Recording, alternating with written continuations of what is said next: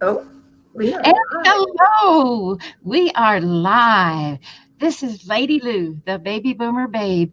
And today we have two wonderful, wonderful guests that are on my new custom interviews with Lady Lou. And they are Miss Ilene Dillon and Miss Ricki McKenna. These two ladies are super, super good people. They're my friends, and we love them. And they have been part of a new book. It's called The Wellness Universe Complete Guide to Self Care, and it's 25 Tools to Happiness. And they've both got chapters in this book. Welcome, ladies. How are you today? Thank you, Lou. Excited, We're great. happy. Very happy. Yes. We are all very excited because this book is fantastic. The chapters that there are 25 chapters, am I right? And each of Yes. them is a different tool by a different author on happiness. So, do you guys have two titles for each of your chapter? If so, Mhm. Yes. what's your Mine, Eileen?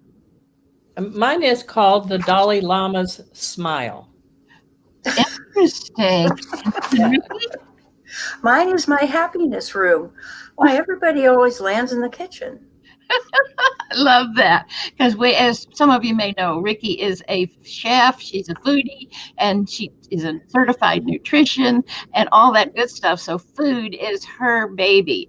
And Miss Mhm. Eileen is an MSW, Master Social Worker, and therapist, and other authors. She's authored her own books, and now she's an international and national bestseller in the first book that the Wellness Universe put out. You want to show us that book, Eileen? Sure, it's right here, and my tool is living from the inside out, which is a very Mm. basic thing. That instead of when something comes up in your life, instead of focusing outward or trying to get somebody else to change, you focus on yourself and change yourself, and everything in your life then changes. And that is my tool in this book. And I must say, I've read most of this book, which means I've read the other authors. These are authors from the Wellness Universe, which is a group of close to, I think, Ricki, 6,000. Something like Uh, that. Yeah. yeah, All over the world. 6,000 It's people international. all over the world who Hmm. help people with wellness. So we have Yes. articles on iridology, what your eye can tell you. We have meditation exercises. We have Hmm. it's such a variety. Whoever you are and whatever works, thanks, Deborah, Thanks, whatever Deb. works for you. We've got an author in this book, and what we were Yeah. told to do was to come up with a story about our own life and then connect it with a tool that we could share with other Right. people. And that's what the whole series is about. Oh, And it is a series. We're not sure what the third book is going to be, but the second one is the one that we're talking about today about happiness. the happiness. Wow. Now they can find these books on Amazon. Am I correct? Yes. Yes, the Wellness Universe Guide There, is the way to find it. Yes. Wellness Universe Guide on Amazon.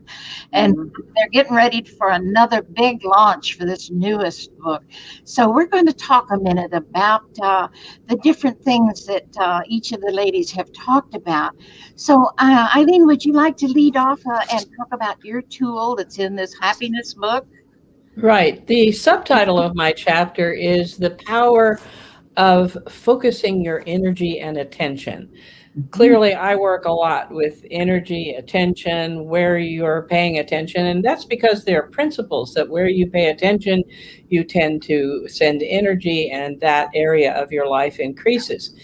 And my chapter is I draw from the Dalai Lama because in reality, as you know, both of you know, my early childhood was not pleasant, and happiness was not something that I focused on. I often say I was at -0 for happiness. Oh, And so it's so delightful to be able to write about happiness and realize that I've been able to move there.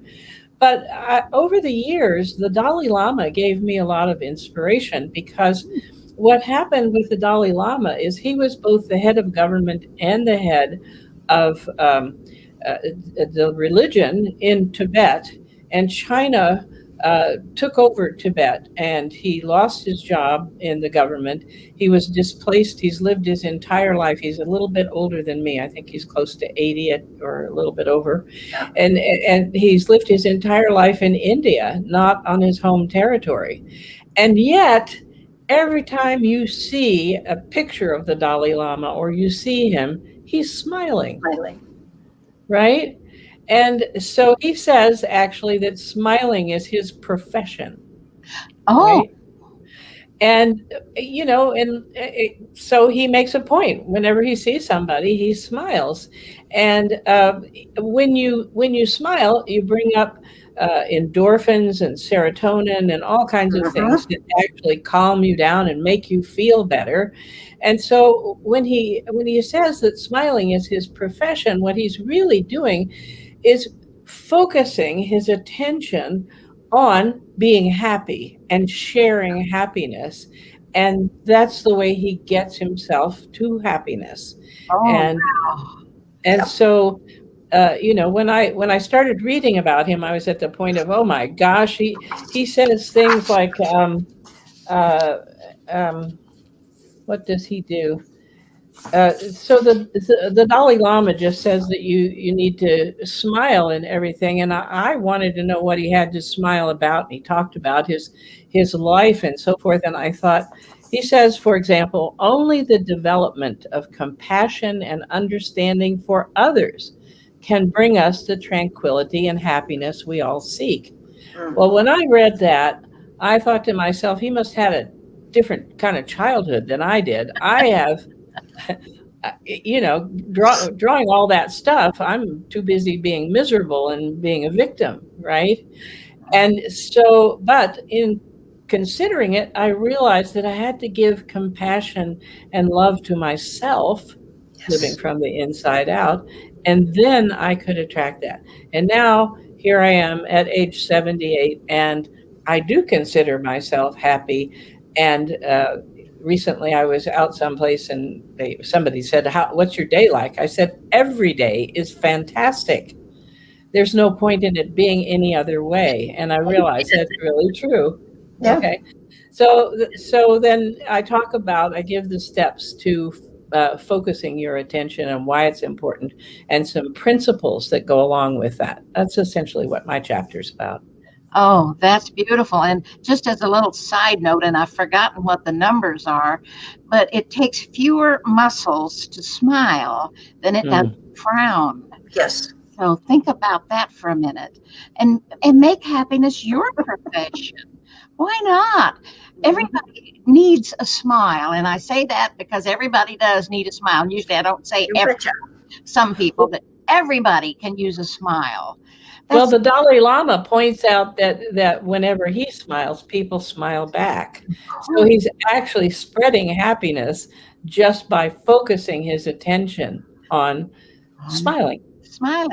And we can all do that just as a habit, a daily habit. And that's a good habit. So knowing that you weren't always happy, especially in your childhood, what are some of the things that you have done in your adult life that have brought you extreme happiness? Well, gosh, where to start? That's a really good question, Lou. Where to start? Well, I had a number of challenges. As you know, I'm a recovered angry person. I was a single parent for many years, all of which without financial support. So I was the support of my family. I've had 2 divorces. It's not like my life got easy and I was immediately happy. But I kept, for me, it was a focus on emotions that pulled me through. Being so angry and being a single parent, seeing the anger spill over onto my children really pushed me to figure out what anger was all about and how to work with it and how to take it off the table as the primary feature of my life. And doing that has made a huge change. Not only did I learn how to do anger, but I figured out a whole system because there was no system back then when I started. and there still isn't an agreed upon one. But I figured out a whole system about how emotions work. So, what's enabled me really to be happy is that I have become loving of myself, and I focus my attention on the things that make me feel good, right? Which is what happiness is about. It's an internal feeling. It's not this, oh my gosh, I'm so happy all the time. It's not the over the top stuff as much as it is that deep, calm enjoyment, appreciation. You walk outside and you see an owl and you go, oh, it's an owl. Or you see Ricki making a beautiful meal and you go, oh, I'm so glad I was able to be here. That's what real happiness is about. Oh, it really is, because part of that in my book too, and I'm sure in yours, is gratitude. Just be Yes. grateful for every little thing as well as the big things. Yes. It comes back to us. Amazing. Yes. Gratitude is big. And it accumulates over time. These patterns that I'm talking about, they build over time. Anything we do regularly builds over time. So as long as we're all here and we're building over time, why not build happiness? Amen. Oh, that is so perfect. So, Ricki, let's switch just for a minute to you. You are the queen of cooking in my book. Your foods are good, wonderful, and you have your cooking show on Zoom, and you have your Patreon page where people can become one of your patrons. Yep. But tell me, why did you want to write about happiness? I think because I'm basically a happy person. I had a fairly good childhood, Ilene. It wasn't what I would call idyllic. I did feel there was a little physical punishment among other things, as well as I think we all go through that, especially our generation, since I'm in my 70s as well. But, I'm basically a happy person. I'm one of those people who walks outside and says, "Oh my gosh, there's an owl in the clouds." There's pictures in the clouds, and I think I got that partially from my mom, who even in her 80s and 90s, we'd go someplace and she'd look and say, "Look, there's a wing, an angel up there." I don't know what she was seeing at that point, but it did kind of look like clouds were an angel, and it's a feeling that comes from within, Ilene. It's just a matter of gratitude. And as my sweetheart says, I'm up, I'm vertical, and it's another day. And here's part of it. I'm not only vertical, all my senses are working well. I am walking well. I have command over all my fingers, toes, and everything else. And the other part of it was I love to eat, and it dawned on me after spending years in the kitchen, and when I was in Colorado, I created organic soups that I sold at farmers markets, and I had a good time doing that, even though it was a heck of a lot of work. Oh, yeah. It was fun, and I enjoy relating to people. And how do we relate to people? Everybody has to eat. We do. We all have to have food at some point.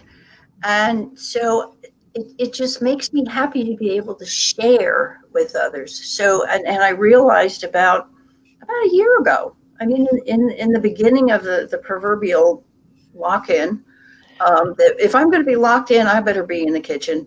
It's a place I love.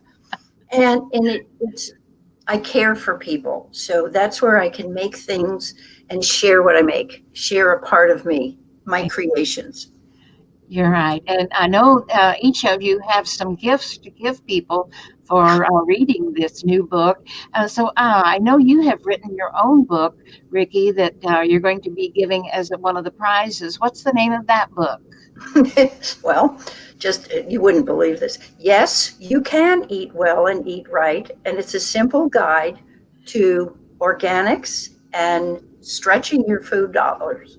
And it's a compilation of 19 different foods that not only I, but EWG, the Environmental Works Group, recommends to eat organic.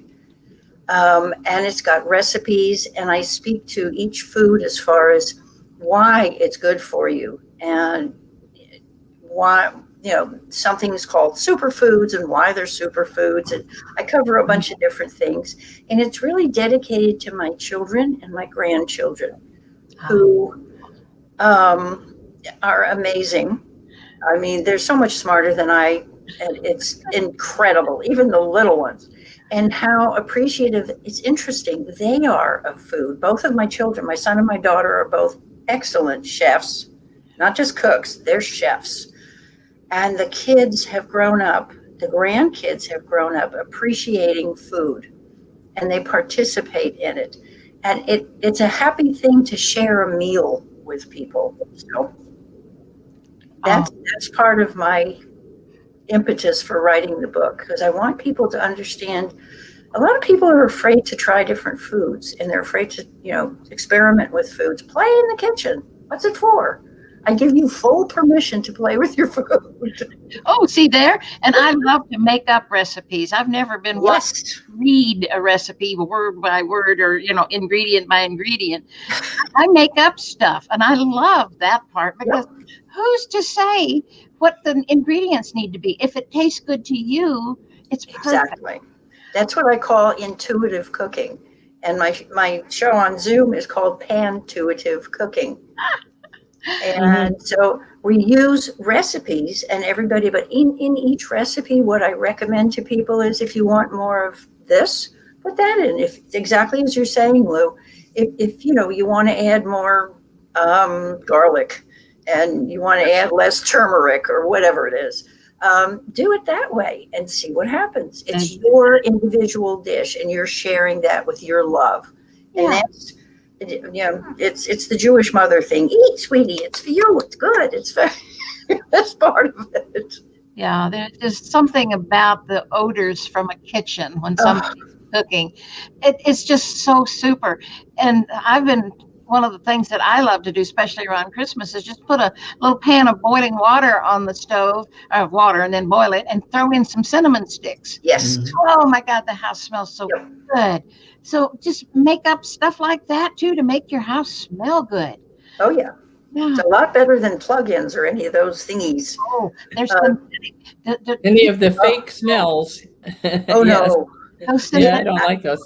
With some of my nutrition clients, I've found that those and candles, scented candles, because of the fake smells, when they got rid of those, their life changed, because it was actually detrimental to their health.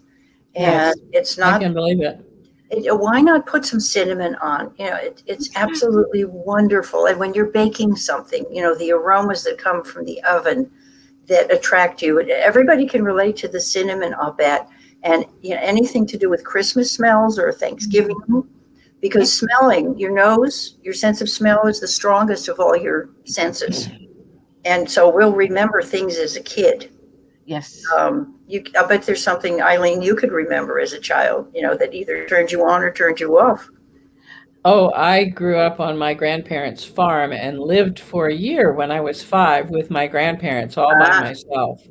And my grandmother, this was in South Georgia, and my grandmother made fried chicken and fresh biscuits. And when I was at that age, she was still cooking on a wood stove.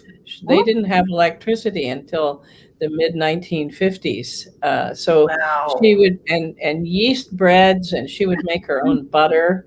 I mean, that year of my childhood was full of smells. And I was thinking as you were talking, usually I'm, as you know, traveling around in my RV in the US and Canada. And when COVID hit about a year ago, my son, who lives in Northern California, said, "Mom, come on in and stay with us, because this is going to be a time I want you to be safe." And he lured me by saying that I could be in charge of the vegetable garden for the family. Oh, And so, I mean, that's one thing you can't do in an RV very well, is grow a vegetable garden. And I was itching, because I usually have one every year. So I've been here, and even during the winter, we've been growing greens. And this week, my daughter-in-law said, "Well, I'd like to have greens with this meal." And I went out and I picked 7 different kinds of greens and cleaned them and chopped them. And she cooked some onions, and as I finished one handful getting it chopped up, she'd mix it in. So it slowly built this pan of greens. I'm telling you, there was nothing left when the family hit it. It was so wonderful. And to have that mixture of mustard and kale and collards and, all the different greens. It was, hey, John. You know what's interesting about that, Eileen? Anything that you can grow freshly, whether it's just parsley or basil is wonderful because it grows like a weed, or mint, which grows like a weed. Yes. Anything that you use that's fresh makes such a difference in the food. For example, this year I grew some sage outside, and putting the fresh sage, I crumbled it and put it into stuffing with a sausage inside of a acorn squash. And it just made such an aromatic first, because you smell things and you see things first, but then the taste it was just amazingly delicious. So yeah, I would love to encourage people to grow their own greens, any kind. Anytime. And I just let everyone know that we are live. And if you'd like to comment either on Facebook or YouTube or even LinkedIn, you're welcome to say hello to us. Thank you, John, and the other lady who said hello. We love to have your comments and your hellos, and just feel free to pop in at any time. Marian will put them up on the screen for us. So thank you very much. John Ward, our dear friends too. Great. So can I talk about the launch of this next book? Oh, yeah. Yeah. So you can see we've talked about the fact that the cover is different from the one that we have that already. It's gold down the middle, and that's the happiness book. And there are going to be other books in the series. And the launch date is February 11th.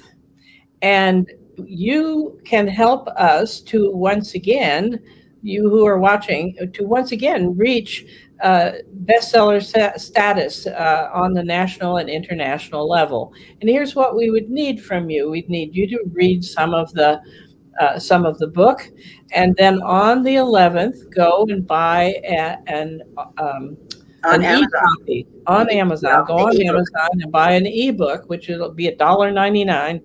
And then leave us lots of stars and a review. And that's what we need. Now, you can do it afterwards, too, but the powerful time is February 11th, and the book should be up by then. And then I have some, for the first 3 people who email me at Eileen at emotionalmasteryforlife.com, I have 3 gifts also. And they are 2 copies of the ebook, so one for 2 different people. And then I also, as the grand prize, will give a signed copy of the new book, the paperback version of the new book. All you have to do is tell me your name, and I'll write to you right in the book. Well, that would be fantastic to have a signed copy. And all they do is send you an email. It's Eileen at emotionalmastery.com. And Ricki's doing the same. Mm-hmm. And Rick, tell us your email address, Ricki. Wait, just one second. Emotionalmasteryforlife.com. Let me just, Thank you. Ricki. Why don't you just get mine is fine. Yeah. Mine is Ricki at RickiMcKenna.com. And I'll be offering a copy of the ebook as well, and a copy of my ebook about eating well and eating right. And you can have your choice. I'll either do 2 copies of my book or 2 copies of the ebook on happiness, or maybe one of each, whoever wants. 3 copies all together. And really, I am so grateful to be able to let people know about this, because not just because I'm in it and Eileen's in it. The other 23 authors who contributed to the tools for stress relief and who are contributing to this book have contributed from their hearts. And Yes. this is the thing that really makes this wonderful. It's not, the eloquently written whatever book for intellectuals. This is a guide for real life, and most of it is quite eloquently written because it's from people's hearts. Right. And When I talk about my foods and being in my kitchen, it took me 70 something years to realize that's my happy room. Hey guys, because where do they gather when you have a party? That's Where right. does everybody end up? Right. Because all the goodies come from there and all the wonderful aromas are emanating from the kitchen. And that's where they can get a nibble. I've had people when I've taken something out of the oven, can we have the scrapings from the bottom under the turkey? Of course they can, as long as I can get them too. But it's that kind of things. And to watch people smile and see them enjoy themselves, that's Yes. the happy part for me. Oh, Um, and the only problem I have right now is in a show like this or on Zoom, there's no way to get it out to you guys. We have to figure out smell of Zoom or something like that. well, well, work you know, one of the things that's really nice that the wellness universe, since I was in the first book, Mhm. and I just want to comment. Yes, the stories are incredible that people submit. They're real life from the heart stories, Ricki. I'm glad you brought that Yeah. up. And it's not the same group in each book. No. For whatever reason, I managed to get in the second time. Woo-hoo, made me happy. Yeah. Yeah. But it really they really do come from the heart, and they draw from their real life experience and give you tools that will help you pull yourself out if you have similar real life experiences. And I think that's super wonderful. You and I, Ricki, met through the wellness Through the wellness, universe. yes. We were in Arizona, and I met you at a dinner at the very end of the conference. We're going to have another conference in Boone, North Carolina in October. I'm Right, in speaking at October. that one. So am I. And oh yeah, okay, good. Mhm. So one of the things is, if anybody wants to come to Boone, North Carolina, almost all of the authors of the book are going to be there, and you can get a fully signed copy. You can go around and collect. All the names. Yeah, Yeah. so just go to the wellness universe, and it's a really rich place to meet Beautiful. people and collaborate. This is a year of collaboration, and Mhm. here we are collaborating. This has been just fantastic. So I want to put a plug in for the wellness universe. I think I've been a member at least 3.5 years, and that was the other thing I was going to say. The way that they're marketing this book on the Wellness Universe, each author reads her chapter or his chapter. So at some point, you also can go for a series of every author reading their own chapter. And it's a beautiful feature. And also, we all have been interviewed, and we've participated in a panel Yep. talking about various things. So it's a very rich environment. And the launch date is February 11th. And we'd like to see It's everybody it's there. not only rich, it is supportive of creativity and the fact that most of us we're known as world changers. And Yes. I kind of like that because we're in the midst of huge change right now. And from what I've seen and the people I've spoken with, and this will be on Facebook, I believe, the live interviews and the readings on the chapters Yeah. are on Facebook. We're making a difference in the world. And today, if there's nothing else that we can do on a venue like this, Louise, and thank you very much for having us on. We Amen. can help other people understand they're not alone. Yes. And there are people who care. And this is an important point, I believe. Reach out use the phone, use the computer, use your whatever, reach out. And what I've noticed in walking around our neighborhood is people are waving, people are smiling, and you can see a smile above your mask. Yes. So your eyes smile. Yes. And that's part of why I'm so delighted to be on here and be able to share this about happiness. And we do make our own happiness. We have to reach inside and be grateful for the fact that we are alive and we're able to do this. And this is such a thank you again, Lou.